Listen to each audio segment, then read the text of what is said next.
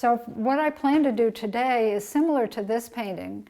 Prisming actually breaks up the shapes in the painting into smaller pieces. And I'm starting it this way today by just drawing several lines on my paper, which you'll see it'll be very obvious when I start. And then every time I get to one of my lines, I have to either change the color or the value or something, trying to make everything look like it goes together, but it's actually broken up in different pieces. So I'll look at the reference and just choose one that catches my attention. I love this one.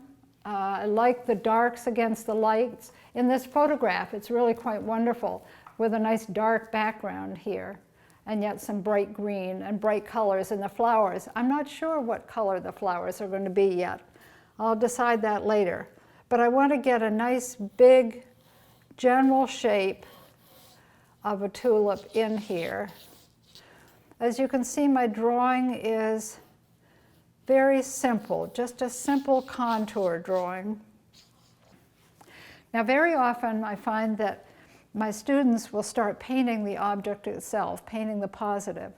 I would much prefer to start with the negative space, the background. And then I can decide what color I want to have these, how strong I want them. Do I want them to be lighter or darker than the background? If I mix some of my New Gamboge yellow with some Antwerp blue, which is very much like a phthalo blue, I'll get a soft but fairly bright green.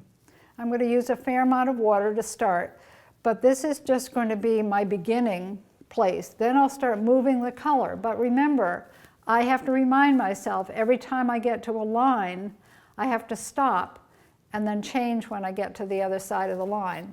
Now, I will break into this a lot more later. This is just the first layer. So this has a little more of the ultramarine in it.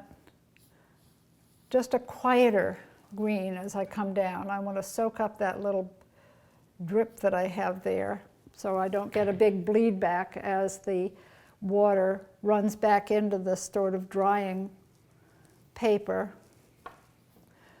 This will be pretty quiet here, but here I'm at another line, so I'll stop there. Okay, I've got my first shape in already. I'm feeling myself now thinking, oh, I'm feeling tied to that photograph, so I'm not going to look at it so much anymore. I'm just going to do whatever I feel like doing, because then it becomes too much like work and as if I need to follow somebody else's rules. And I really want this to be more about how I feel about a tulip than to paint an exact replica of a photograph that's in front of me. Wet the whole thing and take a little bit of all my reds, a little cadmium red, warm red, a little bit of the cooler red, and just make some darker shapes over here and let those kind of run together. Let watercolor do its thing. So I hope I've shown you a little bit about how to break up your paintings into smaller pieces and have some fun with prisming.